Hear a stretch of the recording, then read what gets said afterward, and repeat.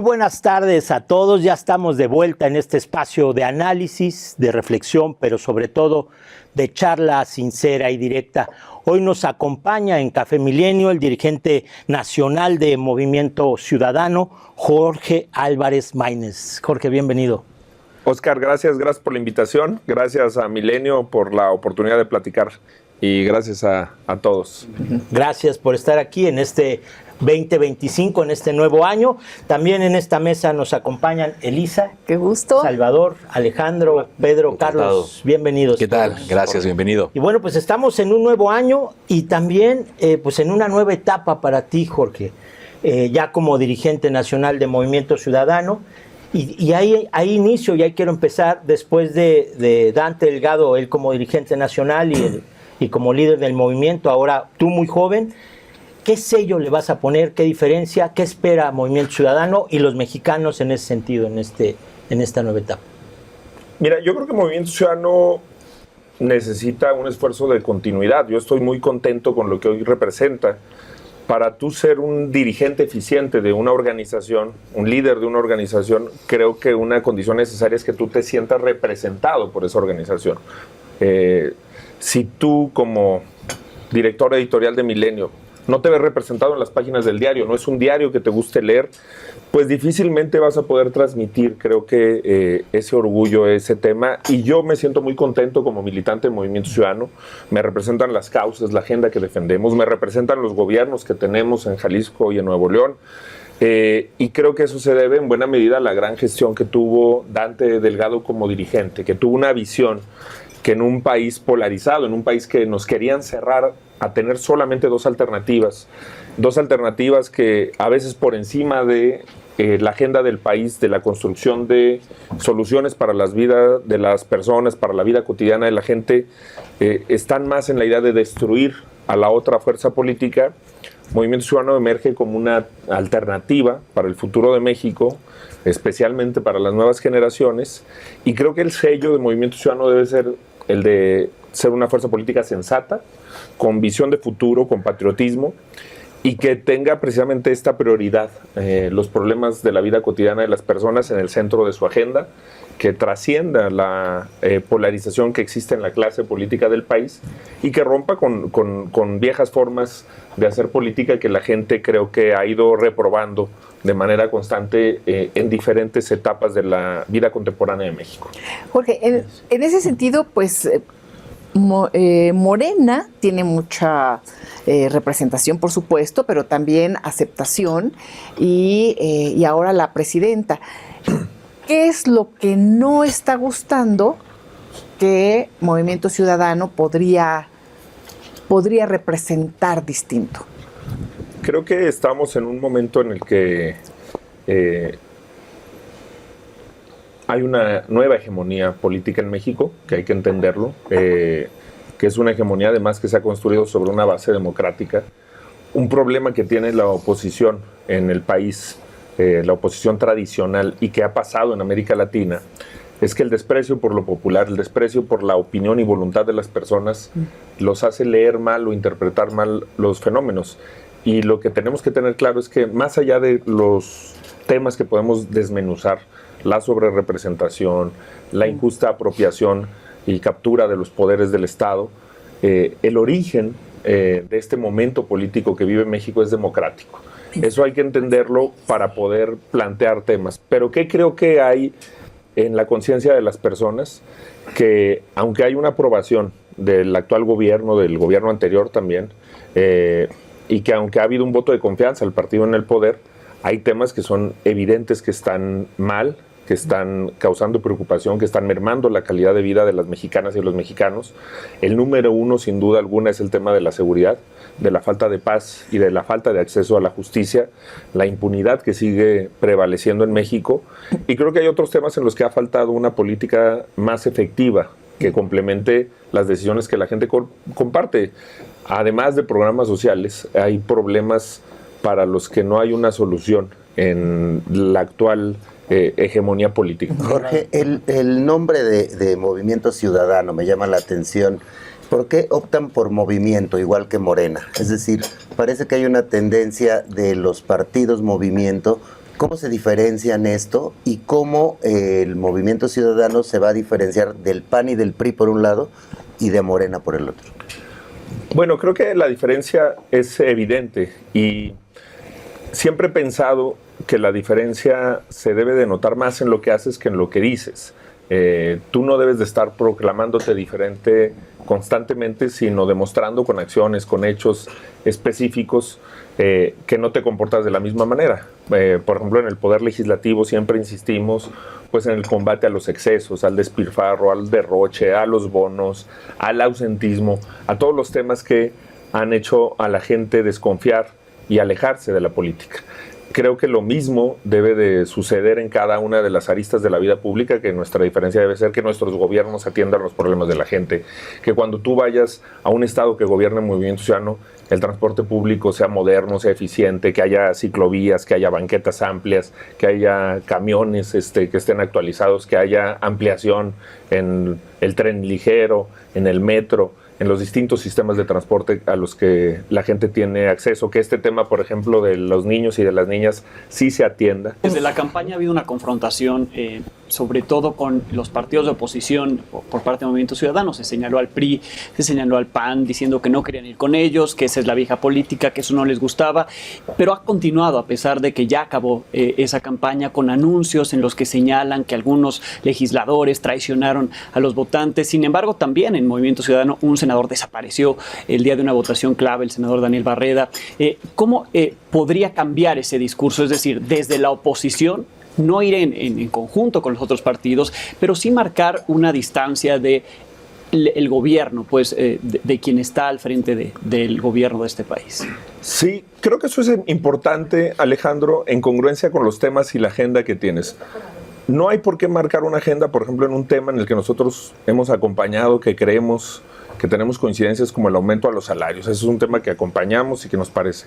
Hemos sabido encontrar coincidencias para que, por ejemplo, Morena avale propuestas de Movimiento Ciudadano como la ampliación de las vacaciones para las mexicanas, para los mexicanos, como la ley Silla, y en los derechos laborales en general. De hecho, logramos que en comisiones se aprobara el aumento, por ejemplo, de las licencias de paternidad. De hecho, se votó en el Pleno de la Cámara de Diputados, y sobre todo el tema de la jornada laboral digna de 40 horas semanales.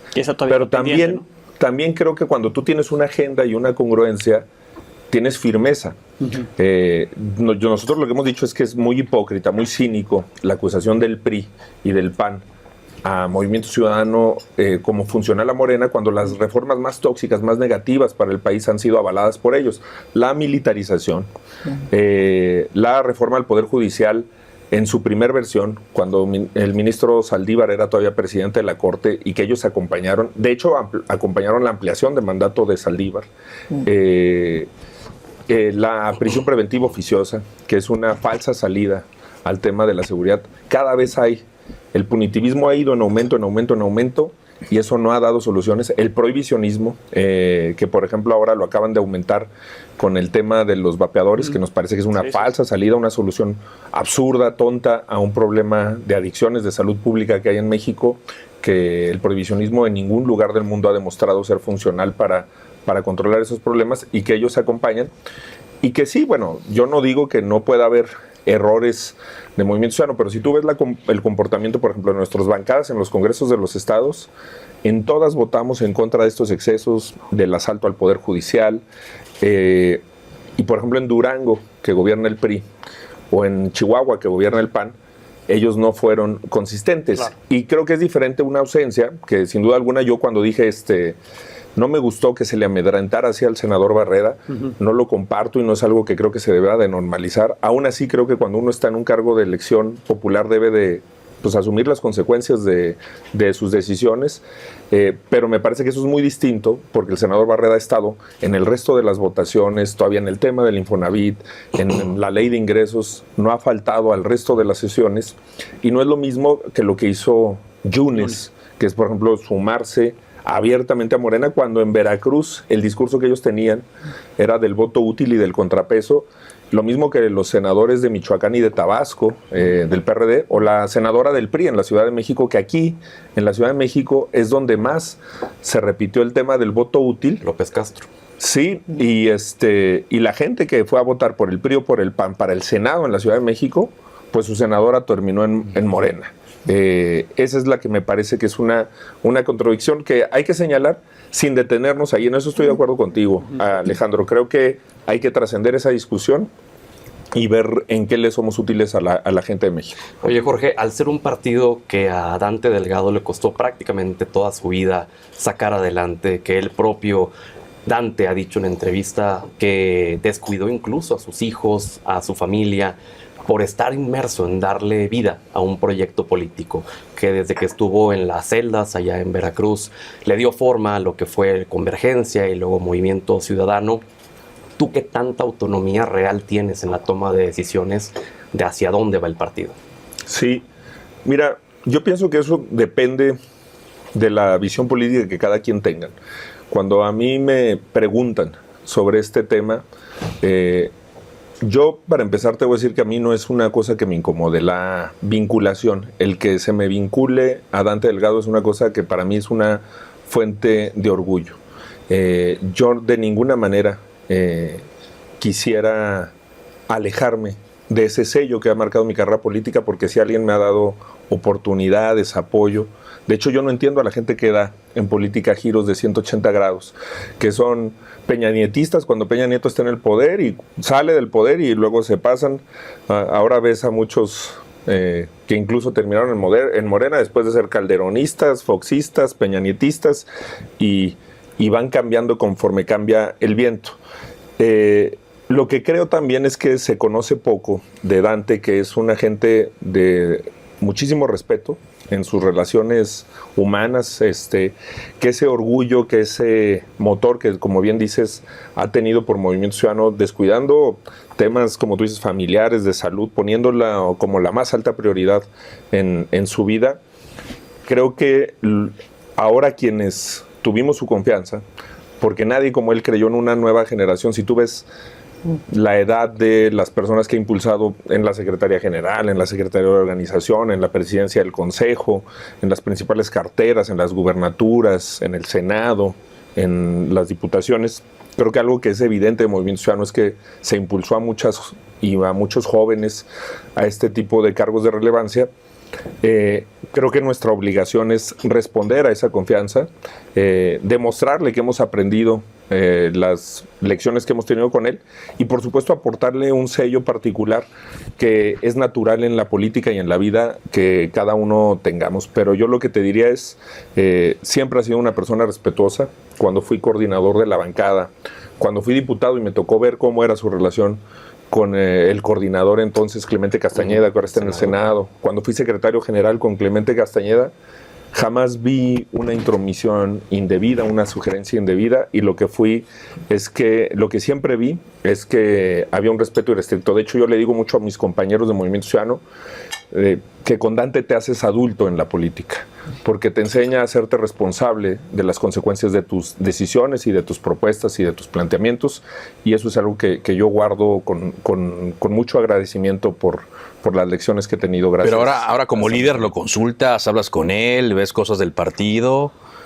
Menos de lo que yo quisiera, porque por esta situación de respeto que él guarda. Uh-huh. A él te da tu espacio, y a mí sí me gustaría, la verdad, tener una opinión más permanente de él en muchos de los temas, porque además me parece natural. Él, de hecho, pues tiene todavía un rol institucional en Movimiento Ciudadano, en la Comisión de Convenciones y Procesos Internos, pero te diría, a mí me gustaría tener ese espacio de una manera más permanente. Entiendo que las condiciones y las formas políticas de elegancia que él tiene, y que desafortunadamente creo que es una de las cosas que sí podemos decir en las que sí ha cambiado para mal la política en México. En muchas cosas, qué bueno que nos desprendimos de vicios, de costumbres del pasado, pero en toda la parte de las formas, de las reglas no escritas, de las cortesías, e incluso yo te diría, hablando particularmente de Dante Delgado, de la caballerosidad política,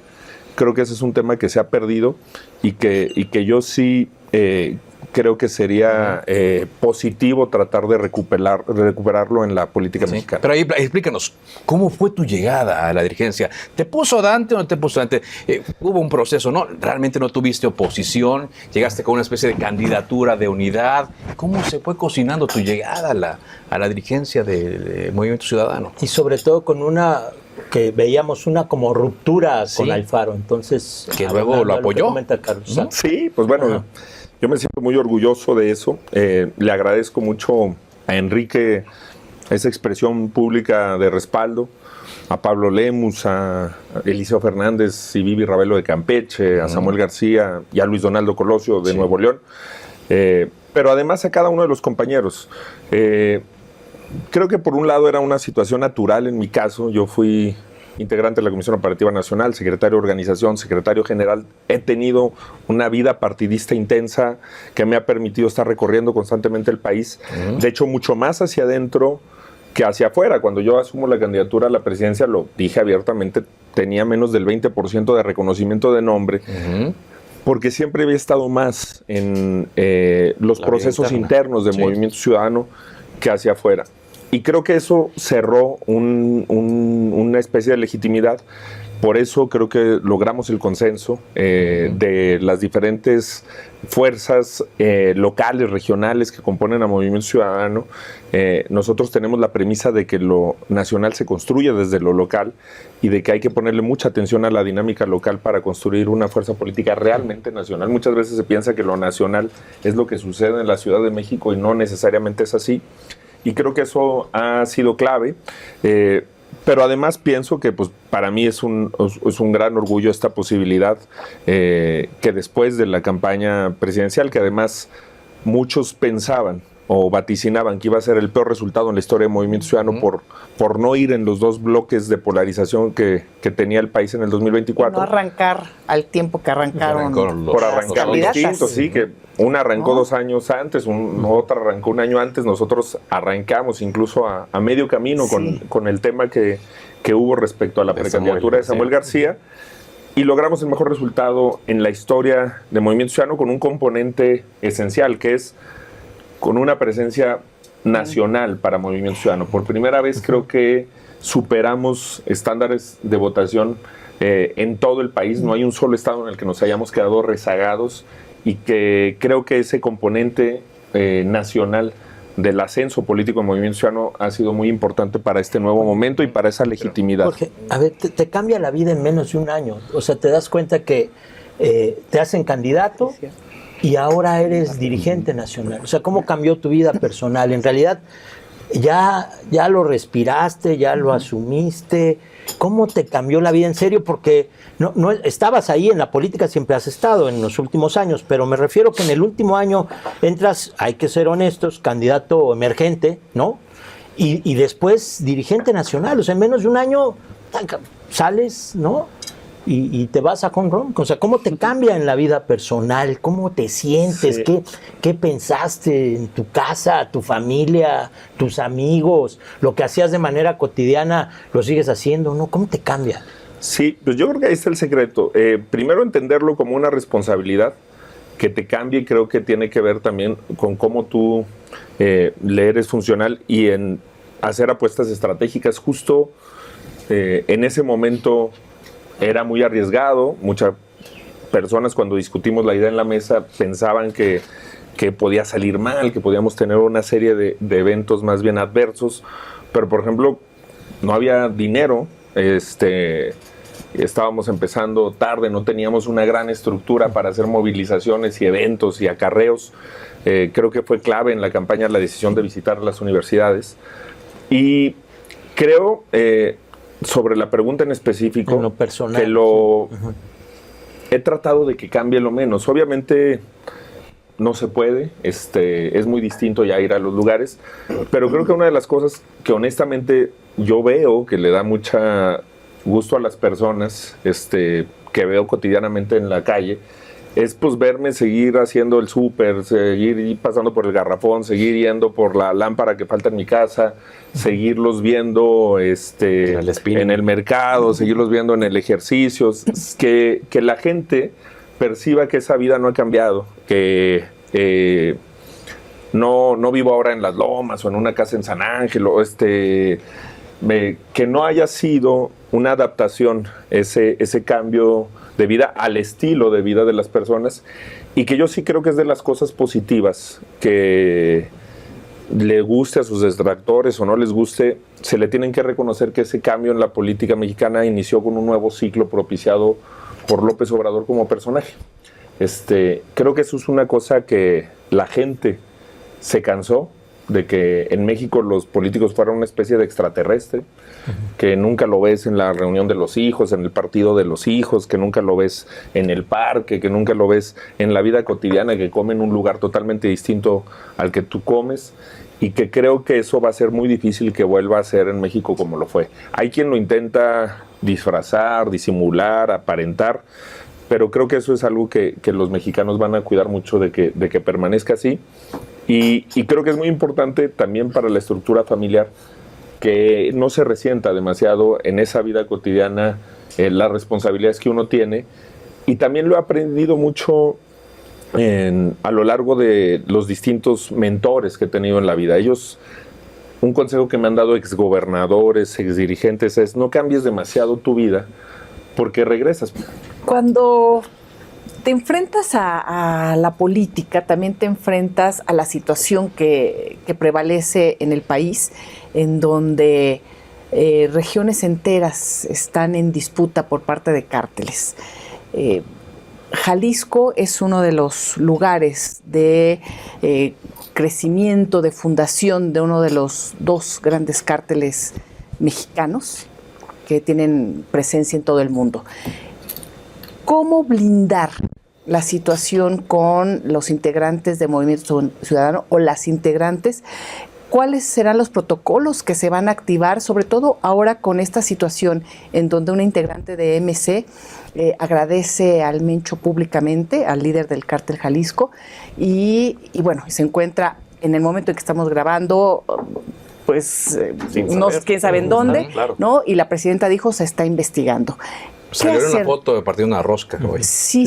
¿Qué hacer con todos estos temas? Porque lo vemos en todos los partidos políticos, Jorge. Lo hemos visto en Guerrero, Sinaloa, por supuesto, ¿no? Y ahora Jalisco, este tipo de expresiones. ¿Cómo se va a blindar el partido y cómo vas a proteger también a los integrantes de MC? Sí, lo pones muy bien, Elisa. De hecho, yo hace unos días leí un discurso, un artículo de Diego Petersen sobre el tema, muy parecido al enfoque que tú estás planteando, y que creo que pone el acento en donde está el problema. Creo que en México hemos ido normalizando demasiado nuestra vinculación y nuestra relación. Por eso yo no creo en el prohibicionismo, porque es una medida hipócrita. Está prohibido vapear, pero los propios senadores que votaron y los propios diputados que votaron para que sea inconstitucional traen vapeador.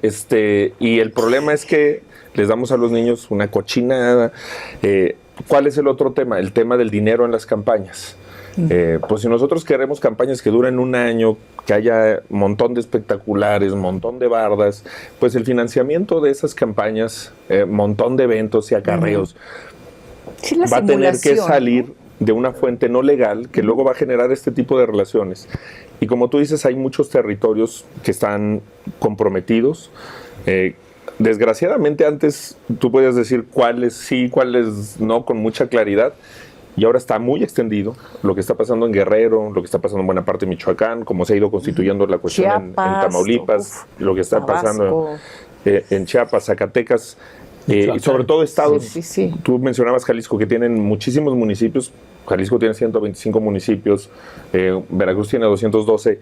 Muchos de esos tienen policías municipales con muy poca capacidad de respuesta real frente a un fenómeno de esta naturaleza. Y si los negocios, además, ¿qué hacen? Porque ahora también el crimen organizado está tomando el negocio del vapeo, van creciendo, el derecho de piso, amplían su capacidad de incidencia. Y yo creo que no debemos decir, oye, pasen todos los partidos y va a seguir pasando, y acostumbrémonos.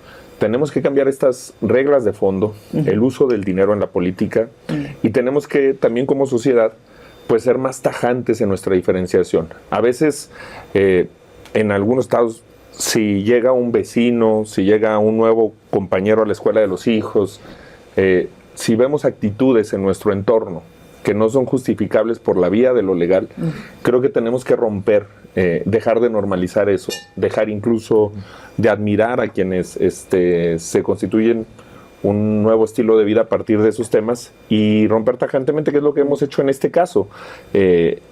Y sin duda alguna, creo que este caso debe ser investigado, como dijo la presidenta de México.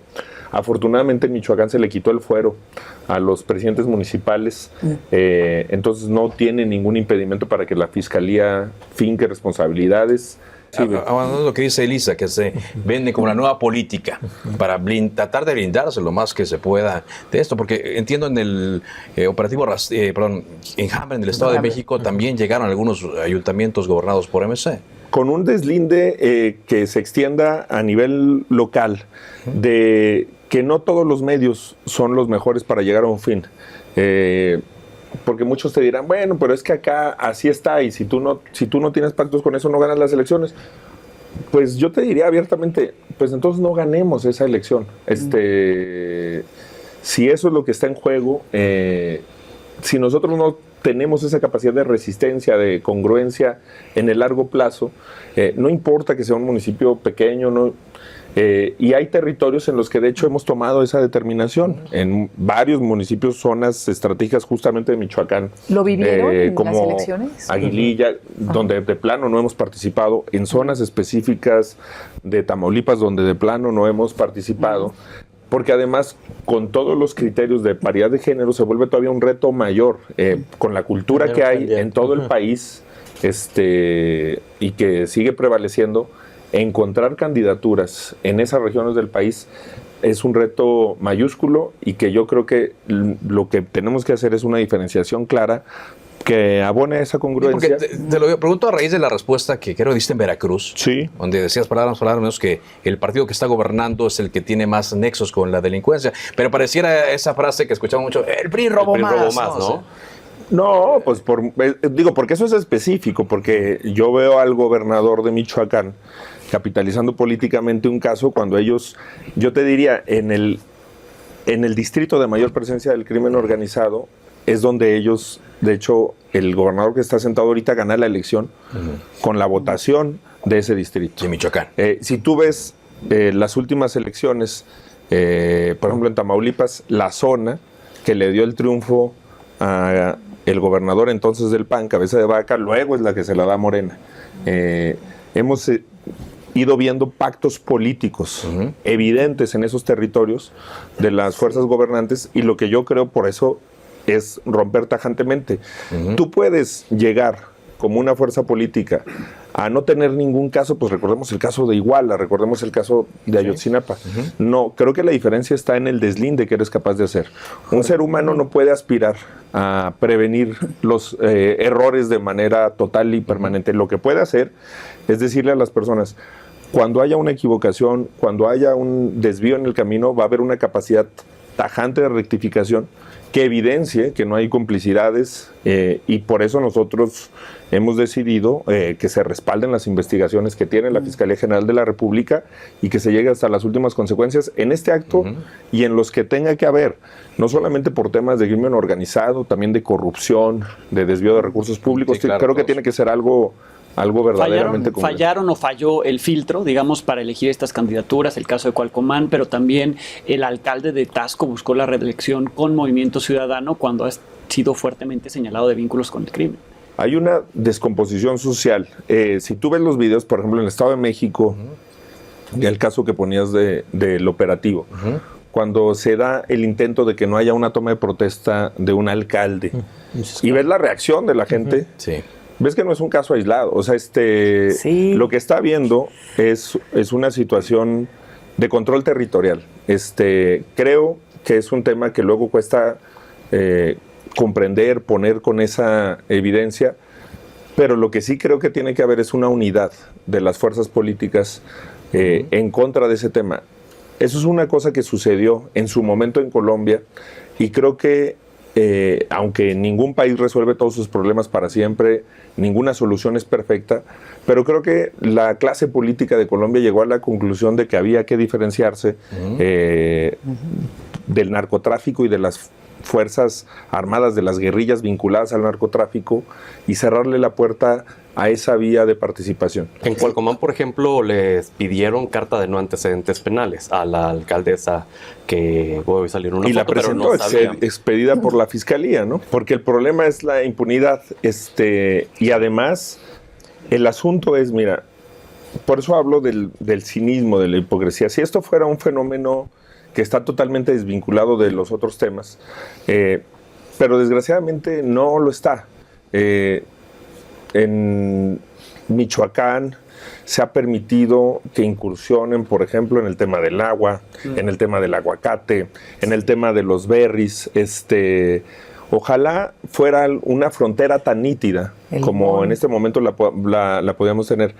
Pero cuando hablamos del crimen organizado, pensamos que sigue siendo ese fenómeno casi semirural, ligado exclusivamente al tema de las drogas, en los palenques. Es una situación mucho más compleja que se ha ido extendiendo territorialmente, y que lo que yo te puedo afirmar, asegurar, es que en Movimiento Ciudadano tenemos una distancia tajante con eso, que no hay una manera de vincularnos, por eso podemos responder con tanta autoridad frente a esos problemas, y que es algo que en el caso de las fuerzas políticas que han gobernado México, desgraciadamente no ha sido así. Al contrario, lo que ha habido es una tolerancia, una permisividad, y lo que tú puedes ver es el comportamiento electoral de las regiones que están metidas en ese fenómeno. Pero en Veracruz y en Durango, para esta elección de este año local, ¿van a intensificar los lineamientos internos o algo? Sí, totalmente, totalmente. El problema es la magnitud que hay en el país. México tiene 2.500 municipios, tienes candidatos y tienes una diversidad regional, y lo que también hay que vincular es el Estado de Derecho. Hay mucha gente también que te dice, bueno, tal persona parece, tal persona. En este caso, te digo, yo no quiero de ninguna manera defenderla, y mucho menos por una cuestión partidista, pero cuando haya esa prueba, esa presunción, lo que me parece que también es muy evidente es la disparidad mediática entre cuánto se ha discutido este caso y cuánto se ha discutido el caso del gobernador de Sinaloa, donde hay un rancho, se fue en el avión, se llevaron en el avión al Mayo, el hijo de uno de los grandes narcotraficantes del país. Asesinaron a Cuen. Hubo un asesinato, hubo un montaje. Y montaron para acá hay un video que se ve difuso, que dicen que ahí estaba la alcaldesa y que no sé qué, y donde hay, pues me parece que una disparidad de criterios en la cobertura y en el impulso que se le ha dado por parte del gobierno de Michoacán. Jorge, se avecina una reforma política. ¿Cuál va a ser la posición de Movimiento Ciudadano con el tema de las plurinominales y el financiamiento a los partidos? ¿Ves que está en discusión esto de que se podría eliminar o reducir mucho el financiamiento a los partidos? Y derivado de eso también, ¿cómo un partido con el 10% de los votos, con un partido de oposición, puede influir en una discusión en las cámaras cuando Morena tiene una hegemonía tan grande? Sí, nosotros en ambos temas hemos tenido congruencia. En el financiamiento, cuando se hizo la convocatoria en los sismos del 2017 a que se entregaran las prerrogativas, fuimos los únicos que terminamos cumpliendo con esa entrega de prerrogativas, que al final derivaron en esquemas de simulación, de financiamiento de campañas, y que ahí están los antecedentes de cómo lo hemos manejado. ¿Cuál es la discusión que me parece fundamental? Y en los plurinominales tenemos diversas propuestas, una que presentó tu servidor también, que tiene que ver con reducir en 100 diputados, pero garantizando que no haya desproporcionalidad. O sea, quitar pluris o no quitar pluris, es que sean 100. Es que la verdadera discusión para mí es, pueden ser 400, pueden ser 300, pero no pluris. Pero que reflejen el número de votos, listas abiertas. De hecho, el propio presidente López Obrador presentó una iniciativa parecida en ese tema, que en lo particular con ese tema es una idea que yo conozco desde hace muchos años de Pablo Gómez. En lo particular en ese tema, me parece que podríamos acompañar, porque lo que busca es una mejor proporcionalidad. ¿Qué es lo que debe de prevalecer en la elección de legisladores? Que de hecho la Constitución lo señala claramente, que el voto de los mexicanos valga igual, que las fuerzas políticas que sacan 10% de los votos pues obtengan una representación avalada. Me parece que siempre ha sido un poco una hipocresía hablar contra los plurinominales, pero beneficiarte constantemente de ellos, incluso para tener mayorías artificiales, con el siglado de las coaliciones. Lo hizo el PRI durante muchos años con el Partido Verde, lo está haciendo el Morena con el Partido Verde. No, porque dicen, es que este que ganó en realidad es de Morena, entonces los pluris del Verde y los pluris del PT se tocan, y por eso me parece que lo más transparente, más allá del número de diputados, que pueden ser 400, que pueden ser 300, es que haya una proporcionalidad directa del voto. 10% de los votos, 10% de los legisladores. Ese es el planteamiento con el que nosotros vamos. Hay muchos sistemas de elección que pueden garantizar. Les digo, el que propuso Pablo Gómez, que retomó el presidente, es circunscripciones de Estado, con listas abiertas. Sí, pero no darle la vuelta como se lo han dado con esta sobrerepresentación que tuvo Morena ahora, y que, por cierto, Movimiento Ciudadano fue el gran perdedor, el más castigado, ¿no? Fuimos los más castigados, como lo hubieran sido ellos en el 2015. Así es.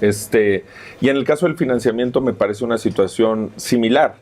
Porque si un partido, y eso creo que no queda tan claro para la gente cuando se dan este tipo de discusiones, el partido que más financiamiento público recibió el sexenio pasado fue Morena, porque tenemos un financiamiento que no es parejo, y spots en radio y televisión, y además si sumas el tema de las coaliciones, pues peor aún.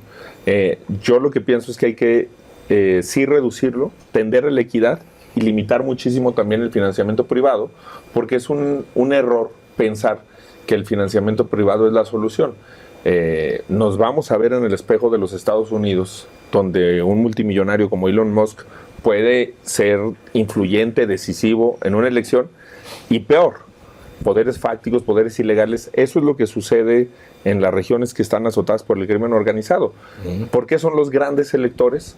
Por la capacidad de influencia que tienen a través del financiamiento. ¿Qué necesitamos desde mi punto de vista? Campañas más austeras, donde haya más debates, donde haya esta situación que fue inédita en México de la visita a las universidades, pero si tú ves las campañas en Estados Unidos, en Francia, estos ejercicios denominado town hall, que va un candidato a un centro comunitario y platica con la comunidad, son cotidianas. México ha ido llenándose de una gran industria de las campañas, por eso tenemos aquí consultores argentinos, españoles, estadounidenses.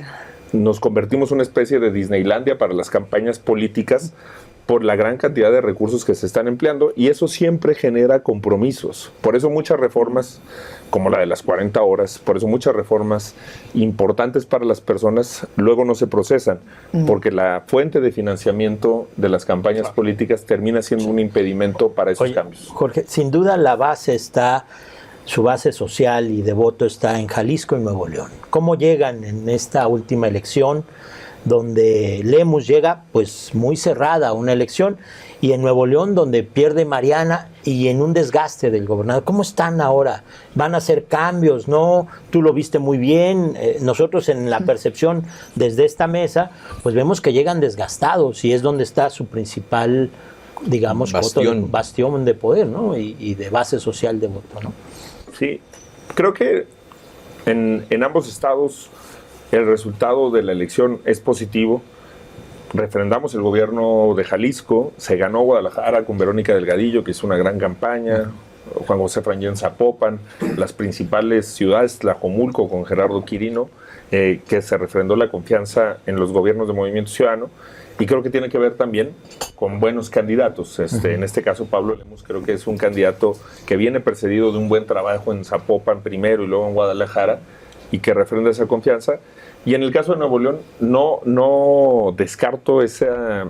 De hecho, en los dos lugares, ¿no? Necesitamos hacer un autoanálisis para encontrar qué cosas pudimos haber hecho mejor, para haber, por ejemplo, ganado el Senado en Jalisco. En el caso de Nuevo León, sin duda alguna, el tema de Monterrey, pues claro que duele, claro que impacta, pero también creo que ha hecho perder de vista triunfos importantísimos como el de Héctor García en Guadalupe, que es un municipio de la misma importancia poblacional, simbólica, para nosotros que el caso de la capital en Monterrey, como el triunfo en Juárez, que es un municipio también importante, de mucho crecimiento, de pesquería. Pero se le fue a García, ¿no? También. De municipios. García en realidad pues no lo gobernamos nosotros, pero estuvimos muy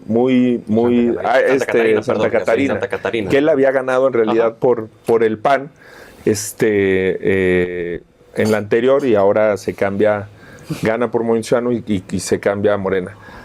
Creo que el crecimiento está ahí.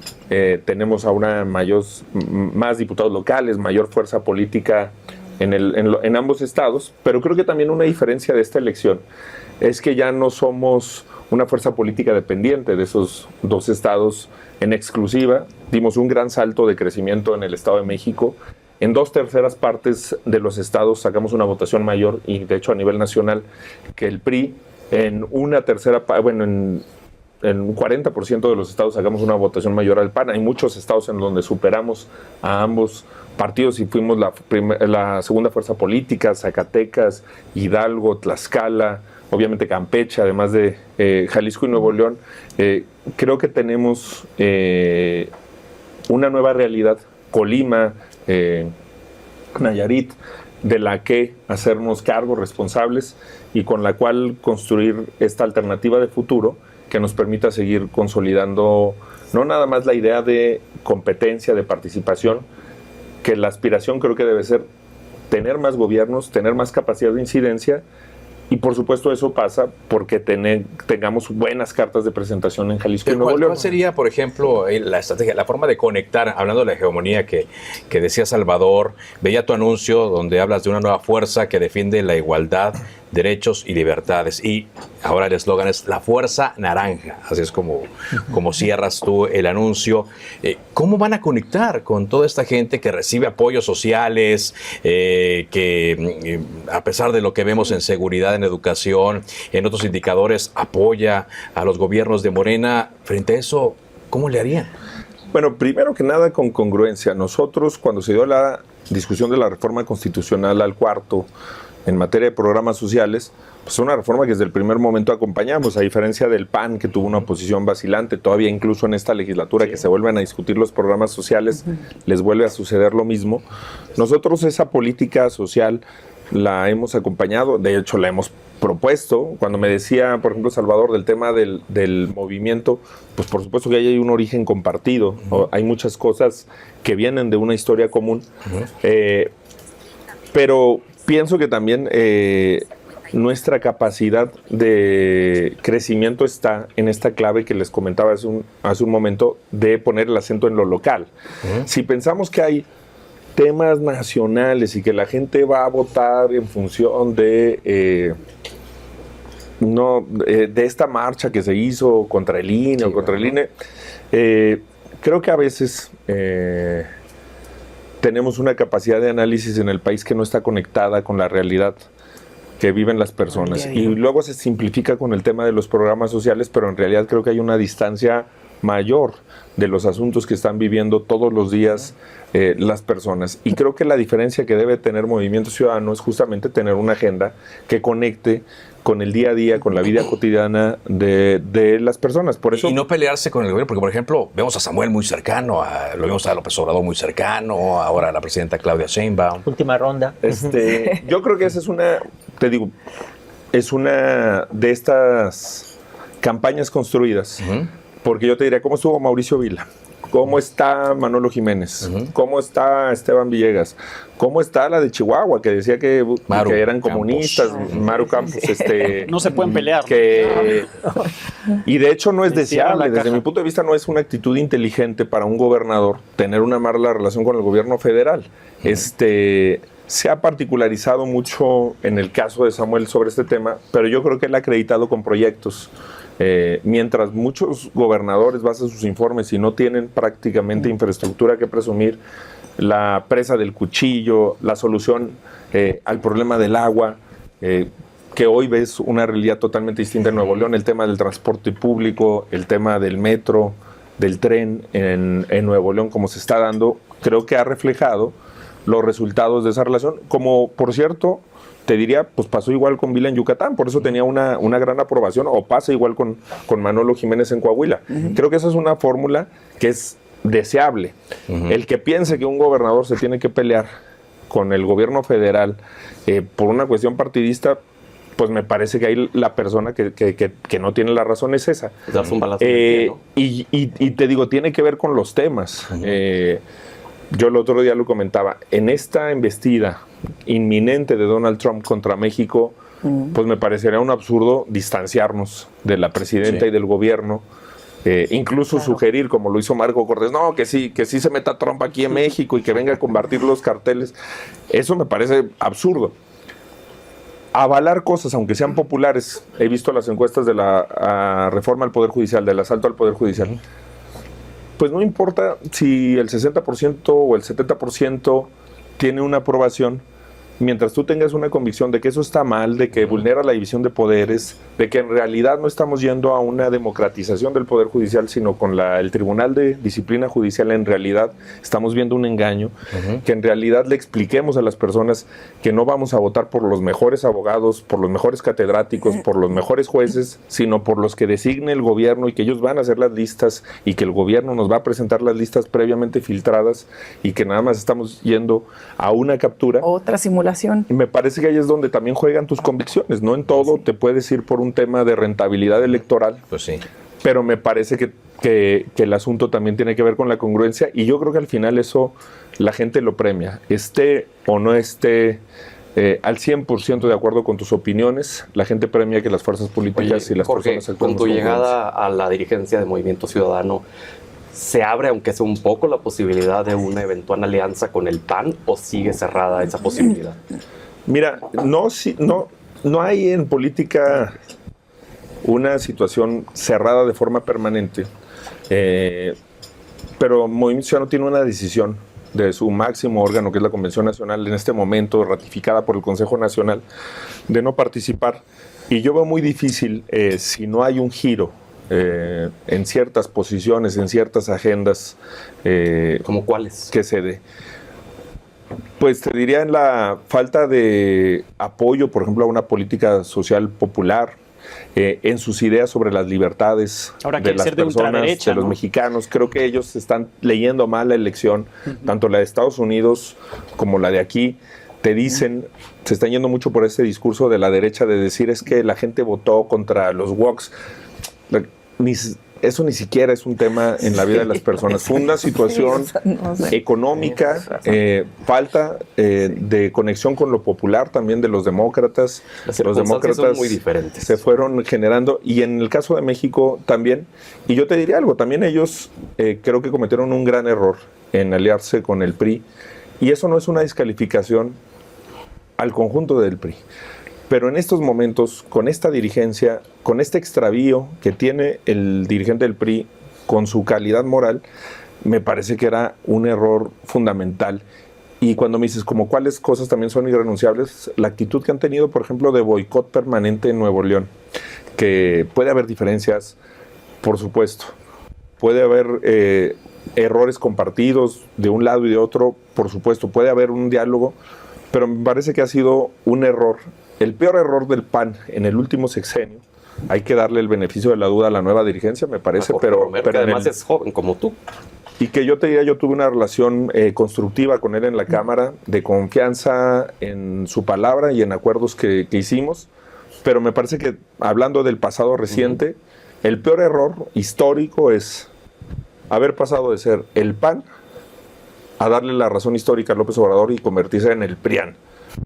Y eso, de hecho, estaba viendo ahí un debate con una reacción muy virulenta de la ex candidata, pero eso lo propiciaron ellos con su alianza, con sus decisiones, con el Pacto por México, con el Frente, con un relato que fue funcional y que es la principal razón para la que estemos así hoy, para que tengamos esta proporción en el Congreso y para que tengamos esta realidad Jorge, política. Objetivos como dirigente de Movimiento Ciudadano 2027, 2030, ganar Campeche, que se quedaron a nada en la última elección. ¿Cuál, digamos, en términos electorales podría ser el objetivo de Álvarez Maínez? Con eso nos vamos. Pues lo que decía Óscar, ratificar la confianza en Jalisco, ratificar la confianza en Nuevo León, ganar, por supuesto, Campeche, yo te diría Colima, Nayarit, Hidalgo, Tlaxcala. En el 25 tenemos que crecer muchísimo en Puebla, también rumbo al 27, en Veracruz, en Durango. Creo que tenemos en Zacatecas, en el 27, en Aguascalientes. Creo que tenemos ahora una base de la cual partir, pero creo que lo que tenemos que transmitirle a la gente es que esos espacios, el tener más diputaciones, por supuesto que es un objetivo, no son los objetivos, sino deben de ser medios para transformar la vida. Por eso te decía de las personas. Si nosotros logramos demostrar que los gobiernos de Movimiento Ciudadano en Jalisco, en Nuevo León, en Campeche, capital, en los municipios que gobernamos, hacen una diferencia en la vida cotidiana de las personas, que la gente tiene un mejor transporte público, que la gente tiene mejores empleos en donde nosotros gobernamos. Acaban de salir los datos de 2024, Jalisco y Nuevo León, de nuevo a la cabeza de la generación de empleos. Si nosotros logramos seguir acreditando una historia de congruencia y de resultados, creo que entonces podemos reclamar esa posibilidad de crecimiento, aspirar a seguir ganando la confianza de la gente. ¿Mañana es presidente 2030 otra vez? Tenemos muy buenos perfiles en Movimiento Ciudadano, afortunadamente. ¿Pero vas de candidato? No. Pues tenemos... Quedó pendiente ahí. Los niños que lloraron, ¿qué les vas a decir cuando perdiste? Van a crecer. Los niños, aquellos niños van a crecer. ¿Qué les dices? ¿Estarás ahí o no? Que voy a estar con ellos, por supuesto, poniéndolos en el centro de la agenda. Lo mencioné al principio de la entrevista. Para mí es una clave necesaria. Me da muchísimo gusto a donde quiera que vamos. De hecho, cuando hacíamos las presentaciones de libros, siempre se formaban los niños para su libro. Por eso, en el noviembre pasado hicimos una versión para niñas y niños que presentamos en la Feria Internacional del Libro, y que les estamos ahora entregando cuando vamos a visitarlos. Es una cosa que agradezco muchísimo. El libro que presentamos en la campaña de México Nuevo, con propuestas para el país, siempre había niños formados queriendo ese libro, y ahora hicimos una versión infantil que estamos llevando justo a las presentaciones que estamos llevando, para que los niños también se sientan parte, se sientan incluidos y que se sientan actuantes. Y lo que más me da ternura, Elisa, es que en todos lados me dicen los niños, nosotros votamos por ti, que lo sienten así, que lo sienten como algo suyo, pero creo que es algo que precisamente para mantener pues puro, limpio y congruente, no hay que fijarlo simplemente en la cuestión electoral. Yo me tocó una circunstancia en este año y estuve ahí, por supuesto, con mucho gusto y con un enorme privilegio, pero si la circunstancia le favorece a alguna compañera o algún compañero del proyecto, como puede suceder, tenemos, afortunadamente, a diferencia de la vieja política, ahí están perfiles que tienen una gran proyección nacional, que tienen una gran posibilidad, que tienen la edad y el escenario para construir esa posibilidad. Si alguna de ellas o alguno de ellos se le genera un mejor escenario, yo también ahí voy a estar, porque también sé valorar las ventajas de no ser candidato. Claro, muchísimas gracias, Jorge. Gracias por estar. Muchas gracias a todos y nos vemos en el próximo Café Milenio.